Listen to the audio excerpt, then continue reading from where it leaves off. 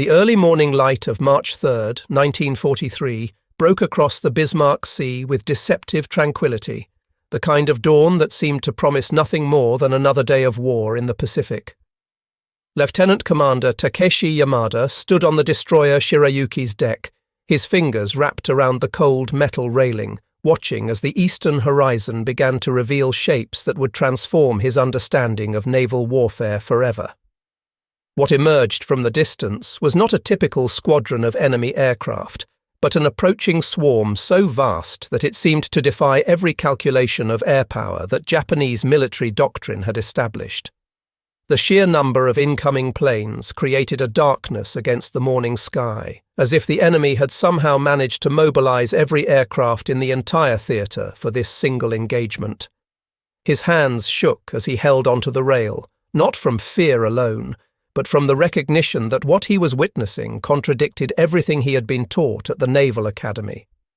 Years later, when divers recovered his waterlogged diary from the depths near Goodenough Island, historians would read his final observations before the battle commenced. Through the bridge windows of his vessel, Yamada observed American bombers executing maneuvers that seemed impossible according to every tactical manual he had studied.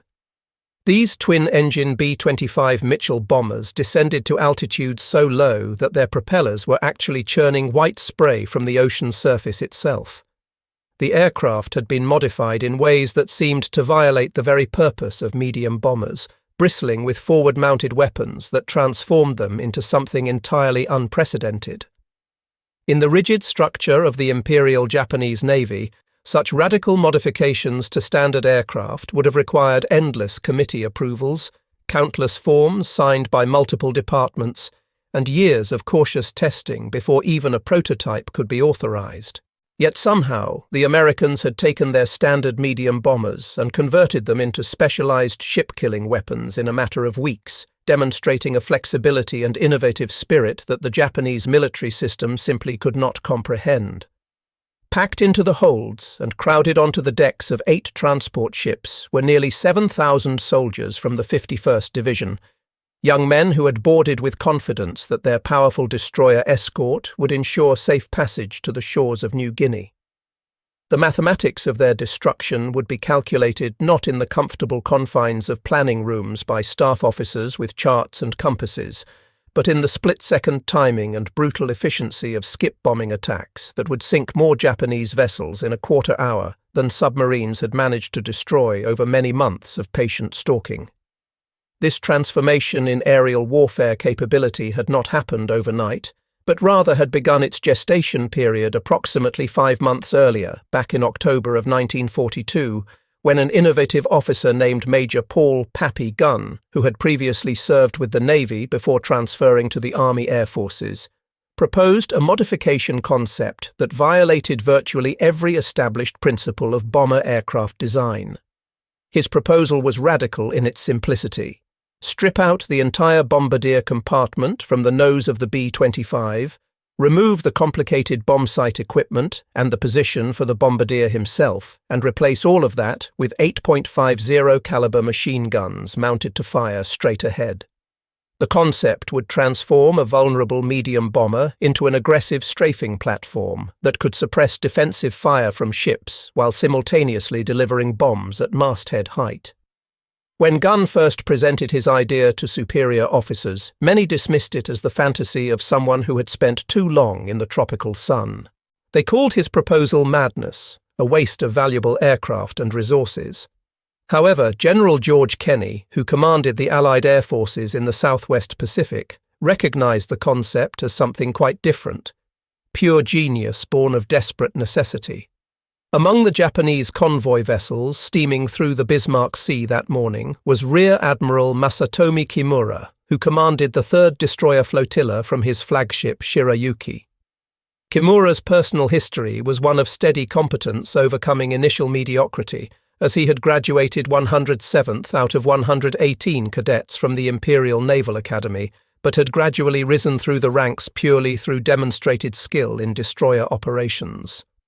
His flotilla of 8 destroyers provided escort for the vital reinforcement convoy, which consisted of multiple transport vessels: Ayamaru, Kembu Maru, Kyokusei Maru, Oigawa Maru, Shinai Maru, Taimei Maru, Teiyo Maru, along with the Navy transport Nojima. Each of these vessels was loaded far beyond normal capacity, with soldiers, crates of ammunition, drums of fuel, and the desperate hopes of maintaining Japanese territorial positions throughout New Guinea. Kimura had participated in the attack on Pearl Harbor as the captain of the cruiser Suzuya, had helped coordinate rescue operations after the devastating defeat at Midway, and had earned genuine respect throughout the entire fleet for his tactical handling of destroyer formations. Despite all this experience across multiple major engagements of the Pacific War, absolutely nothing had prepared him for what American ingenuity had created in the improvised workshops and jungle airfields around Port Moresby. The journey from innovative concept to actual annihilation capability had taken place in the humid, primitive workshops of northern Australia, where aircraft mechanics hammered sheets of aluminum into new shapes by hand, creating replacement nose sections for B-25 bombers without access to proper factory tools or adequate facilities. These men worked through the tropical nights by the flickering light of kerosene lamps, modifying aircraft in ways that engineers back at Boeing's factories would have considered not just difficult, but genuinely impossible, given the available resources. Each modification underwent testing flights over the wreck of the SS Pruth, a merchant vessel that had run aground back in 1923 and now served as convenient target practice for developing this new form of warfare. Pilots pushed their modified bombers lower and lower with each practice run, first down to 50 feet above the waves, then to 20 feet, eventually reaching altitudes of just 10 feet above the ocean surface, learning through terrifying trial and error that occasionally ended in crashes, how to skip 500-pound bombs across water using the same physics that children employed when skipping flat stones across calm ponds. On February 28, 1943, at Simpson Harbour near Rabaul, the loading of the convoy proceeded with the characteristic efficiency that Japanese military operations typically demonstrated. Soldiers from the 51st Division filed aboard the transport ships in orderly columns, each man carrying his rifle and pack, climbing gangways while officers checked manifests. Among these soldiers was Private First Class Kenji Matsumoto, whose letters home would eventually be discovered floating in an oil-stained canvas bag several weeks after the battle. In one of his final letters to his mother, Matsumoto described with genuine admiration the magnificent sight of the destroyer escort, 8 sleek warships that were veterans of virtually every major engagement since the attack on Pearl Harbor. Surely, he wrote with confidence, nothing could possibly threaten such powerful protection. His letter described in detail the stacked rifles on deck, the machine gun positions that had been hastily welded to the transport ship railings, and the confident assurances from officers who repeatedly told the enlisted men that American bombers simply could not hit moving ships with any meaningful accuracy. Japanese Navy planners had calculated that acceptable losses for this convoy operation would be approximately 40% of the transports, considering this level of attrition reasonable if even half the troops managed to reach Lae and reinforce the garrison there. What Admiral Kimura and his staff did not know, could not have known through any conventional reconnaissance, was that American codebreakers stationed in Melbourne and Washington had been systematically reading Japanese naval communications for weeks. Every single detail of the convoy's composition, its planned route, its timing, and its destination flowed across Allied intelligence desks before the first soldier had even set foot on the gangway. Even more devastating from the Japanese perspective was that the Americans had not merely been planning, but had been conducting extensive, dangerous practice sessions. These were not theoretical exercises conducted in comfortable briefing rooms with officers moving markers around maps, but desperate, genuinely dangerous rehearsals where B-25 bombers slammed through the blast waves of their own exploding bombs, where pilots learned through painful experience to release their ordnance at precisely the correct instant to achieve the perfect skip trajectory that would carry the bomb into the target vessel's hull. Lieutenant Colonel John Hennebrey of the 3rd Bomb Group had actually crashed one Mitchell bomber directly into the mast of the practice wreck during training. Another aircraft had been so severely damaged by flying debris during a practice run that it barely managed to limp back to base, the crew shaken but wiser about the dangers of flying through their own explosions. The initial contact with the convoy occurred on March 1st, when a patrolling B-24 Liberator on routine reconnaissance spotted the Japanese ships through a temporary break in the storm clouds that had been providing natural concealment for the Japanese movement. The pilot counted 8 transports and 8 destroyers, exactly matching what intelligence reports had predicted, moving at 7 knots through heavy seas that caused the transports to roll heavily.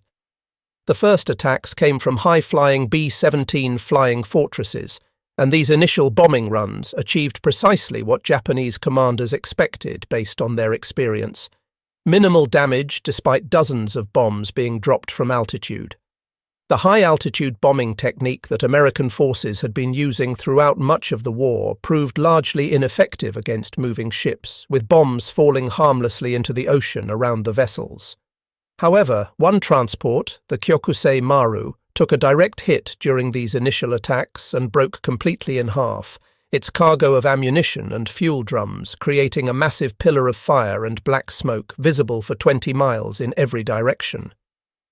Despite this loss, 7 transports remained afloat and operational, and Japanese confidence in their defensive measures held firm. The destroyer escorts had performed exactly as doctrine prescribed, maneuvering aggressively and laying smoke screens while filling the sky with anti-aircraft fire. That night, as the convoy regrouped in the darkness and destroyer crews worked to pull survivors from the oil-slicked waters where the Kyokusei Maru had gone down, Admiral Kimura faced an important tactical decision. Rather than pushing through to reach Leh under the relative safety of darkness, he decided to delay the convoy's arrival until dawn, reasoning that daylight would allow for much easier and more efficient unloading of the troops and cargo once they reached port. The weather patterns seemed to be clearing, but Japanese reconnaissance aircraft reported no unusual Allied air activity that would suggest a major attack was being prepared. The Admiral and his staff agreed that spending one additional night at sea posed minimal risk, certainly less than attempting to navigate unfamiliar waters and conduct complex unloading operations in complete darkness. What they had utterly failed to detect was the fevered level of preparation taking place at Port Moresby and surrounding airfields, where ground crews worked straight through the night loading bombs and ammunition, fueling aircraft, and conducting final mechanical checks on every plane that would participate in the coming assault. March 2nd brought scattered attacks that seemed to confirm all of the Japanese assumptions about American bombing capabilities. B-17s continued to drop their bombs from 10,000 feet, their accuracy significantly hampered by both the intense anti-aircraft fire and the evasive maneuvering that the transport captains executed. 2 more transports sustained damage from near misses during these attacks, but both remained afloat and capable of continuing toward their destination. The destroyer escorts continued to demonstrate excellent tactical coordination, darting between the larger transport vessels to provide protection, laying smoke screens that obscured visibility, and firing their anti-aircraft guns in the well-practiced patterns that crews had perfected over 2 years of war. By sunset on March 2nd, the convoy was within 150 miles of Leh, close enough that men on deck claimed they could smell the distinctive scent of the jungle coastline. Confidence remained high among both the soldiers crowded on the transports and the sailors manning the escorts. They had weathered 2 days of air attacks, lost only 2 transports, and would reach their destination within hours. But in the pre-dawn darkness of March 3rd, 1943, something entirely unprecedented was taking shape on the various airfields scattered around Port Moresby. 90 aircraft of multiple types prepared for a coordinated strike operation unlike anything that had previously been attempted anywhere in the Pacific War. The plan called for B-17 flying fortresses to attack from medium altitude, not with the primary goal of sinking ships, but rather to force the convoy to break formation and scatter. A 20 Havoc light bombers would suppress anti-aircraft positions using parafrag bombs that created devastating fragmentation effects across the decks of ships. Australian Beaufighters would conduct strafing runs from one direction, while the modified B-25s approached from another angle entirely, creating a deadly crossfire that would completely overwhelm Japanese defensive capabilities. Every element of the attack had been carefully timed and coordinated in a way that Japanese forces had never encountered before. At precisely 10 minutes before 8 o'clock in the morning, a radar operator named Petty Officer Hiroshi Tanaka, stationed aboard the destroyer Shikinami, reported multiple contacts approaching from the southern quadrant. These were not dozens of aircraft, as previous attacks had involved, but scores of planes flying in formations that made absolutely no tactical sense, according to any Japanese doctrine that Tanaka had been taught. Admiral Kimura immediately ordered the entire convoy to increase to maximum speed and initiated evasive maneuvers, but the heavily loaded transports, packed with troops and equipment far beyond their normal capacity, could barely manage 8 knots, even with their engines straining. The destroyers began the process of laying smoke screens in accordance with standard defensive procedures, but there simply were not enough escort vessels to protect the entire convoy simultaneously. The smoke screens could only cover portions of the formation at any given moment. The first wave struck with absolutely devastating effect. Australian Beaufighters opened fire with 4 20mm cannons and 6 machine guns per aircraft, raking the vessels from bow to stern with continuous streams of fire. Flight Lieutenant William Newton, who would eventually win a Victoria Cross for his actions over the following days of the battle, led his Beaufighter in a direct attack run at the destroyer Asashio, his cannons walking a line of explosions across her deck that killed most of the bridge crew within seconds. The Japanese forces had simply never experienced such an intense concentration of firepower delivered from aircraft. Their anti-aircraft doctrine, which had been carefully developed based on engaging high-altitude bombers that approached from above, fell apart completely when faced with fighters attacking at wave-top height from multiple directions simultaneously. Into this absolute maelstrom of fire and smoke flew Major Ed Larner's modified B-25s from the 91st Bombardment Squadron. As these aircraft approached their targets, the 8 forward-firing .50 caliber machine guns mounted in each bomber's nose opened up simultaneously, creating a concentrated stream of destruction that swept across Japanese gun positions like some kind of giant mechanical broom. Then, at approximately 300 yards distance from their targets, the bombs released from the modified aircraft. These 500-pound bombs skipped across the water surface in the perfect trajectories that pilots had learned through weeks of dangerous practice sessions, each bomb following an arc that had been calculated through trial and error rather than mathematical formulas. The first skip bomb to successfully connect with a target was delivered by Lieutenant John Hennebury against the transport Teiyo Maru. The 500-pound bomb struck just above the waterline, penetrated through the relatively thin hull plating, and detonated deep inside the engine room. The ship's entire midsection erupted outward in a massive explosion, the blast breaking her back instantly and catastrophically. Within 90 seconds of being struck, the Teiyo Maru had completely disappeared beneath the waves, taking over 800 soldiers to the bottom of the Bismarck Sea. There was no time for organized abandonment, no opportunity for most men to even reach the deck before the vessel went under. Admiral Kimura's flagship Shirayuki became the focus of an intense concentrated attack by multiple aircraft. A skip bomb detonated against her after magazine, the ship's stored ammunition exploding and literally blowing the entire stern section off the destroyer in one massive blast. Kimura himself was wounded by machine gun fire that swept across the bridge, bullets tearing through his shoulder and penetrating his stomach as he desperately tried to coordinate some kind of defensive response from his rapidly disintegrating convoy. The flagship went down in less than 4 minutes, her crew members leaping from the steeply tilted deck into water that was already thick with spreading oil and floating bodies. The destroyer Shikinami managed to maneuver close enough to rescue Admiral Kimura and several dozen survivors before the flagship completely disappeared beneath the surface, leaving only a spreading slick of oil and debris to mark where she had been. The destruction accelerated far beyond anything that had been witnessed in any previous Pacific naval engagement. The transport Nojima Maru, attempting desperately to avoid an incoming skip-bombing run, collided directly with the already damaged destroyer Arashio, the two vessels becoming entangled with each other. Before the ships could separate and break free, 3 B-25s concentrated all of their attention on these stationary targets. Both vessels burst into flames almost simultaneously, soldiers leaping directly from the decks into water that was already covered with burning oil slicks.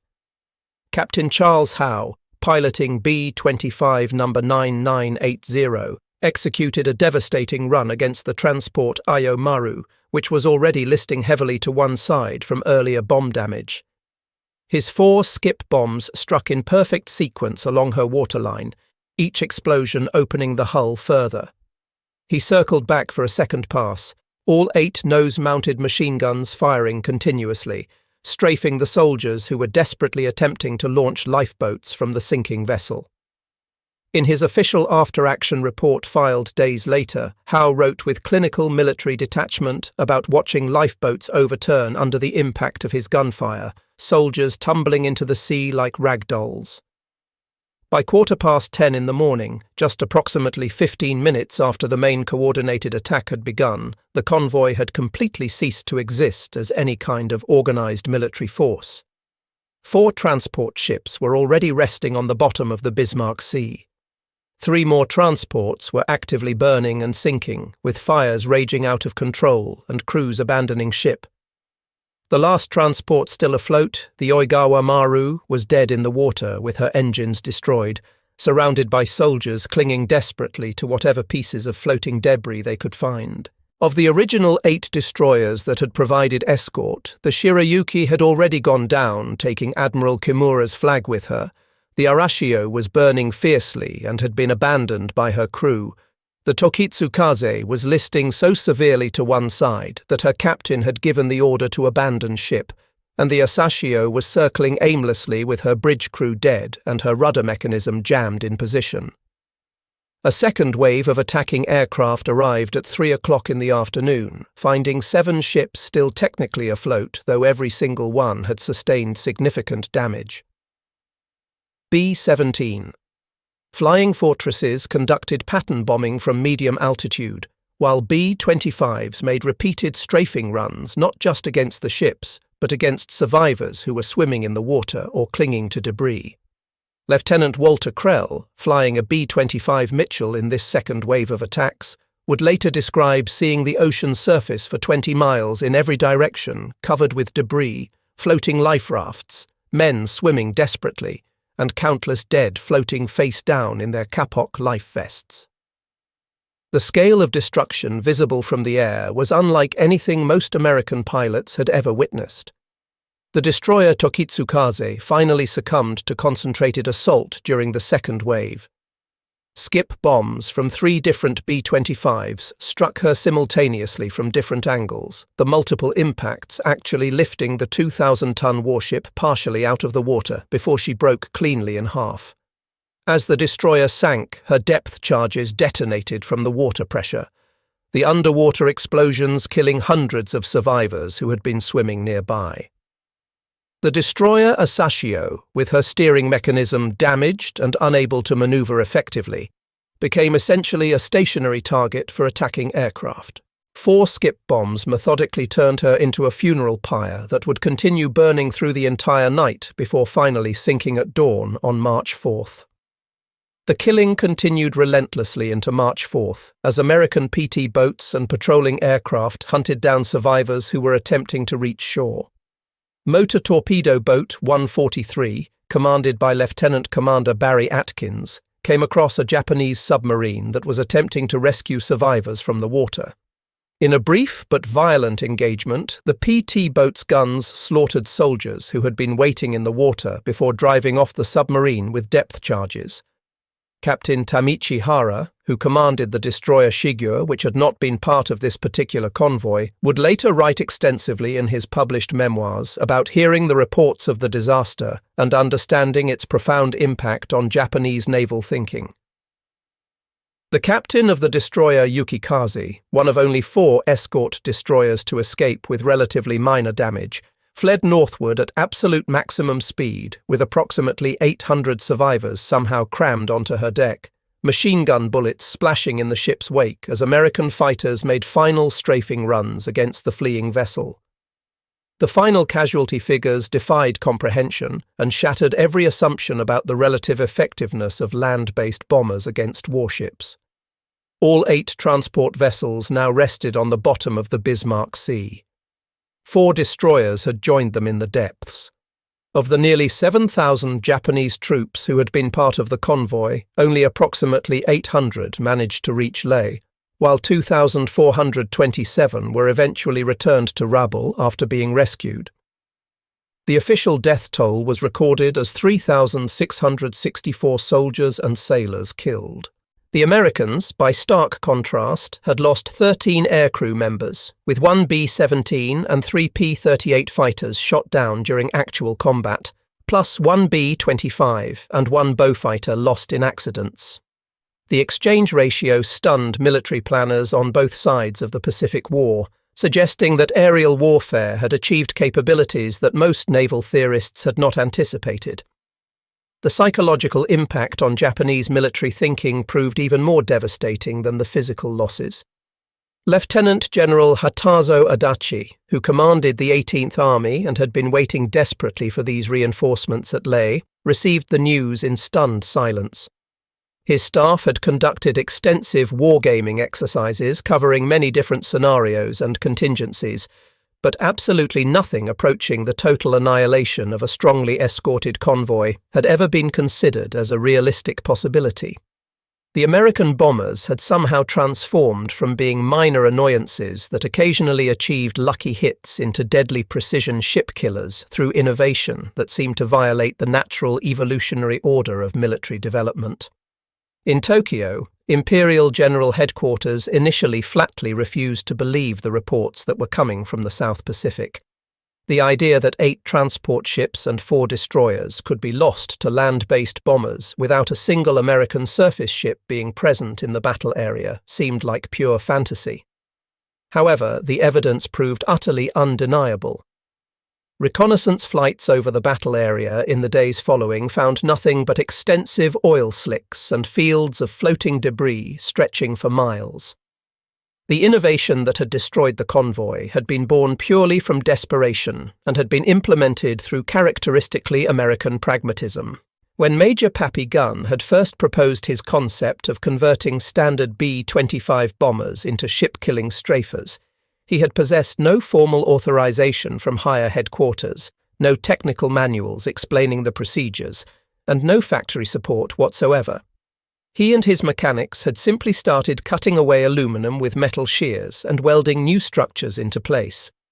The skip bombing technique itself violated every standard bombardment doctrine that had been taught to pilots, requiring them to fly directly toward heavily armed enemy ships at altitudes that seemed absolutely suicidal. Yet American and Australian pilots had perfected the technique in a matter of weeks while operating under active combat conditions. For the Japanese military establishment, which remained firmly wedded to rigid doctrine and formal approval procedures, such rapid adaptation to changing circumstances was literally incomprehensible. Their bomber aircraft remained configured exactly as they had been originally designed at the factories, their tactics unchanged from what pilots had been taught during pre-war training exercises.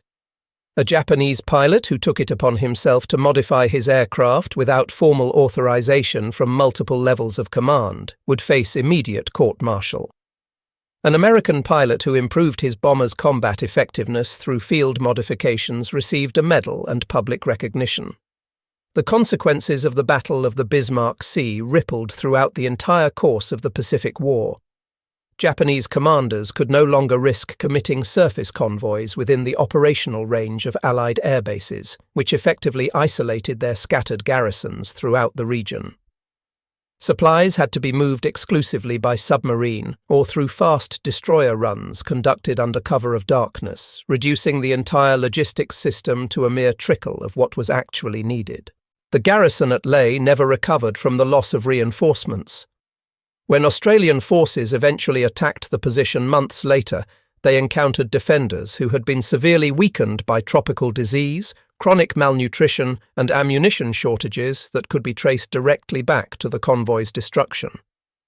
Admiral Kimura, while recovering from his multiple wounds in the hospital at Rabaul, submitted an extensive after-action report that fundamentally challenged basic assumptions about modern naval warfare.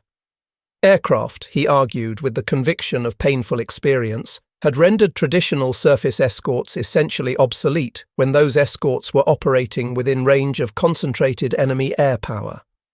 The concentration of forward-firing firepower achieved by the modified American bombers exceeded anything that destroyer anti-aircraft systems could effectively counter. His detailed recommendations for convoy protection procedures were eventually implemented, but far too late to affect the outcome of campaigns already in progress. The technical details of American innovations eventually reached Japanese intelligence services through various channels, creating reactions that combined both professional admiration and deep despair among Japanese planners. The forward-firing guns that had been installed on the B-25 bombers required absolutely no new technology whatsoever, just the imagination to use existing weapons in fundamentally different ways. Skip bombing relied on basic physics principles that had been understood since childhood. Yet the Japanese military system, with its overwhelming emphasis on achieving perfection and adhering to orthodoxy, could never have possibly produced such innovations within its rigid cultural framework. In the broader strategic context of the Pacific War, the Battle of the Bismarck Sea marked an absolutely fundamental shift in the balance of power. Air superiority, and specifically the innovative application of air power in ways that violated established doctrine, had definitively trumped traditional sea power in ways that most naval theorists simply had not anticipated. The Americans had demonstrated a capacity for rapid innovation under field conditions that would characterize the remainder of their war effort. General Douglas MacArthur proclaimed the battle as one of the most complete and annihilating combat victories of all time. General George Kenney celebrated what he saw as vindication of his tactical theories, immediately ordering that more bombers be modified according to the same specifications and that more pilots receive training in skip bombing techniques. Within a matter of months, skip bombing had evolved from being an experimental technique to becoming standard operational procedure throughout the entire Pacific theater. For the Japanese High Command, the disaster prompted a complete re-evaluation of their strategic approach throughout the Southwest Pacific. The decision to effectively abandon all future surface reinforcement of New Guinea bases meant that they were essentially ceding the initiative to Allied forces.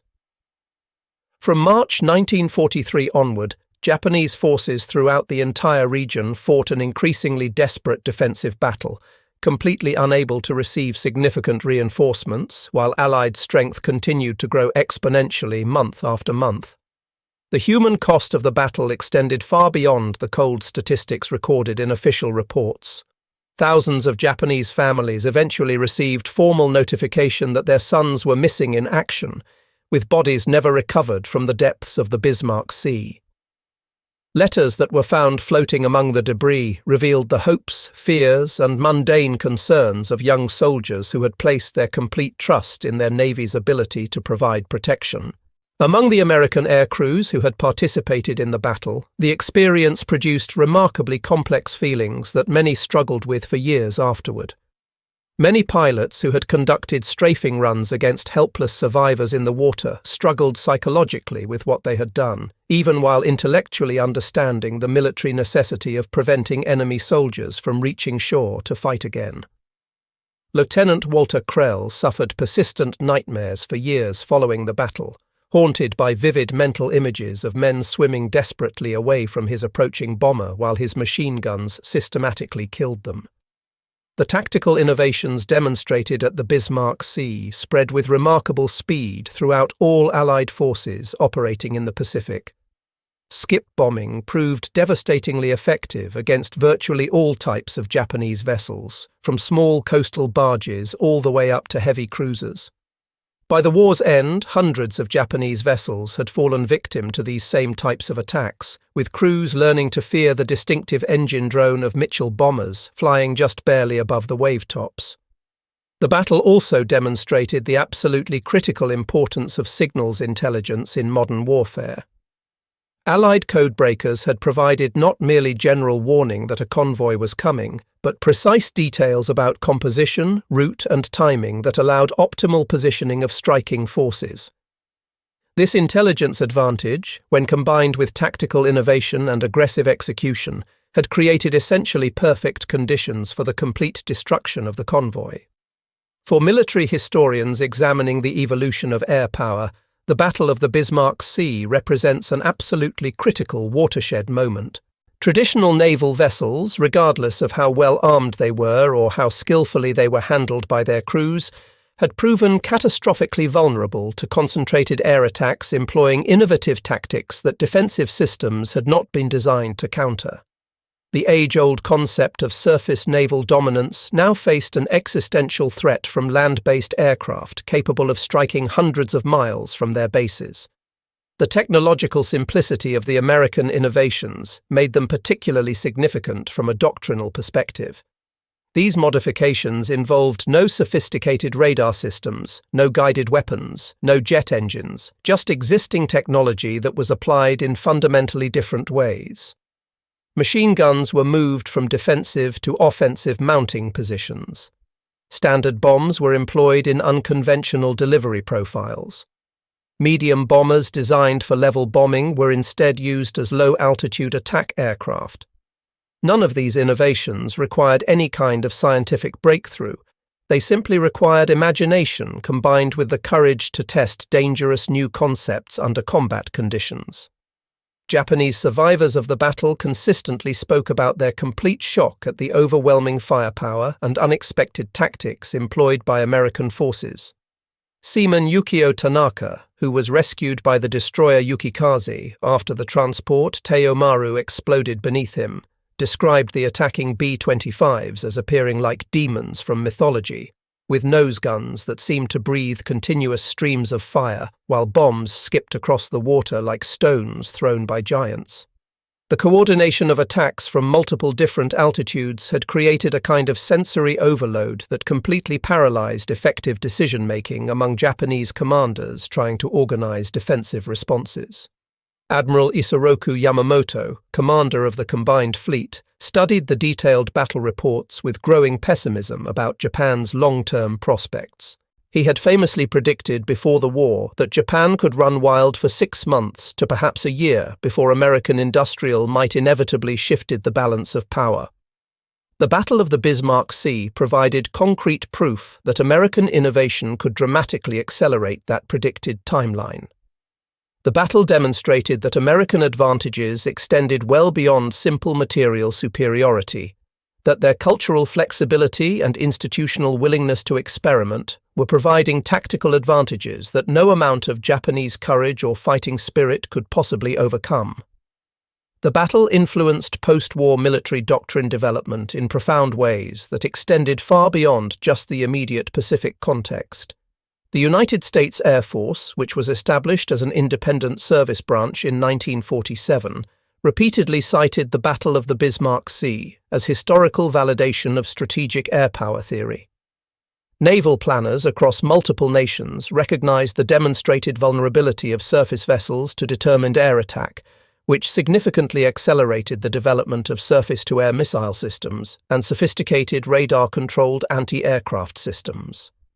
The strategic implications of the battle extended throughout the entire Pacific theater of operations. Japanese bases scattered throughout the Solomon Islands could no longer reasonably expect to receive reinforcement by sea. The massive garrison at Rabaul became increasingly isolated despite its strategic importance. Operation Cartwheel, General MacArthur's extensive campaign designed to isolate Rabaul without having to conduct a costly direct assault, succeeded in large part because Japanese forces simply could not risk major convoy operations after witnessing what had happened in the Bismarck Sea. Within Japan itself, accurate news about the disaster was completely suppressed from public knowledge, with official reports describing only minor losses during what was claimed as a successful reinforcement operation.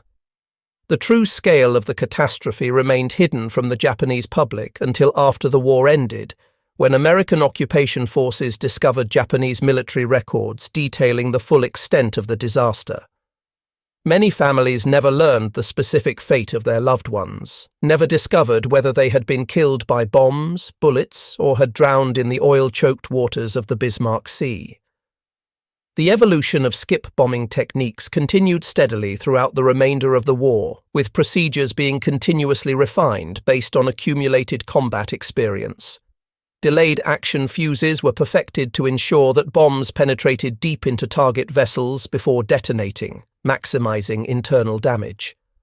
By 1945, skip bombing had become so thoroughly routine that newly trained pilots arriving in theatre considered it completely standard procedure, entirely unaware of the revolutionary origins of the technique in desperate improvisations conducted during 1943. For Admiral Kimura, who survived the war despite his serious wounds, the Battle of the Bismarck Sea remained the defining moment of his entire military career. In post-war interviews conducted by historians, he consistently praised American innovation and adaptability, while simultaneously lamenting Japanese institutional inflexibility. The same destroyer tactics that had succeeded brilliantly in the Solomons campaign had proven completely inadequate against modified bombers attacking from wave-top height. The physical wreckage of the convoy still lies scattered across the floor of the Bismarck Sea, an underwater graveyard providing silent testimony to the devastating effectiveness of American tactical innovation. Modern sonar surveys have successfully located most of the wrecks, with their positions corresponding closely to contemporary action reports filed by attacking pilots. These wrecks now serve as official war graves, protected under international law with exploration heavily restricted out of respect for the dead who still rest within the hulls. The technical reports that were meticulously filed after the battle provided detailed blueprints that would guide future operations throughout the Pacific. What had begun as desperate improvisation rapidly became established military science, taught systematically in classrooms and practiced extensively on training ranges. The complete innovation cycle from initial invention through standardization and widespread implementation took less than 6 months, demonstrating the US military's remarkable capacity for institutional learning. Japanese naval doctrine never fully recovered from the psychological impact of the Bismarck Sea disaster.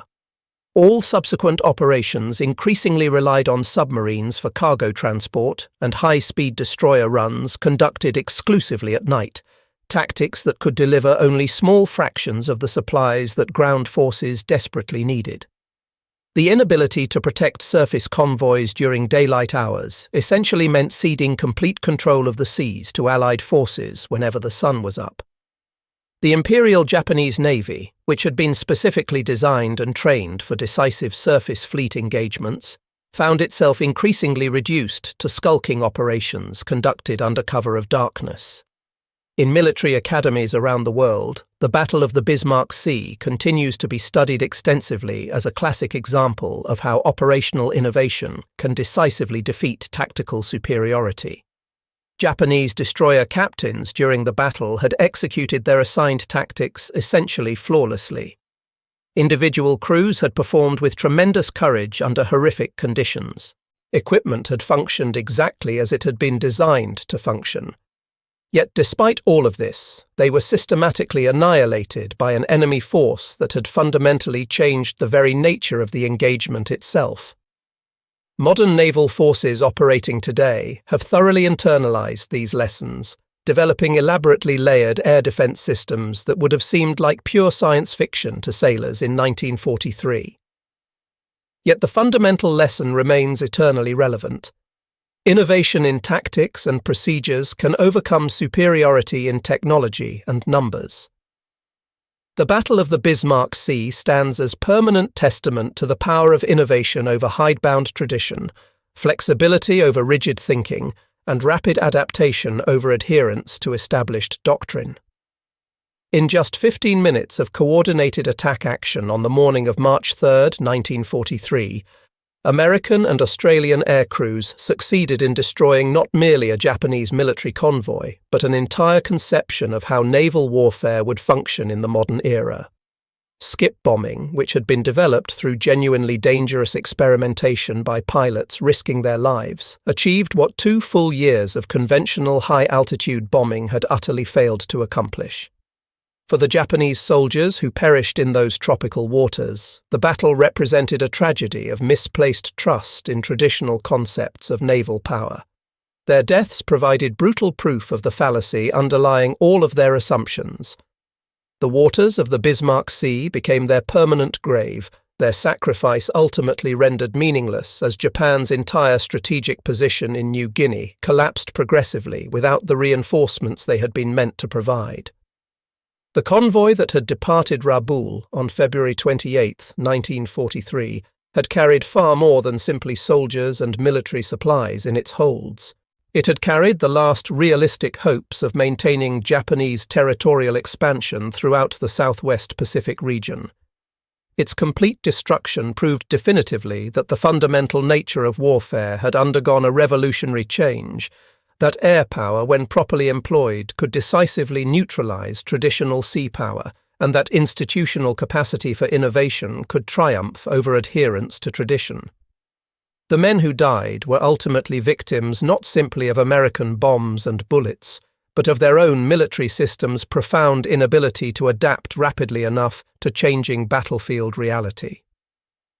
The waters of the Bismarck Sea have long since cleared of oil and debris. The wrecks have gradually become coral-encrusted monuments serving as final resting places for the dead. But the lessons written in blood during March 1943 endure with undiminished relevance. Innovation matters more fundamentally than tradition. Flexibility in thinking defeats rigid adherence to doctrine. These truths, purchased at terrible cost, remain profoundly relevant to every military organization facing the eternal tension between established practice and revolutionary thinking. The Battle of the Bismarck Sea was far more than simply a military victory for Allied forces. It represented a genuine triumph of innovative thinking whose implications and lessons resonate far beyond its specific historical moment, continuing to influence military doctrine and strategic thinking even into the present day.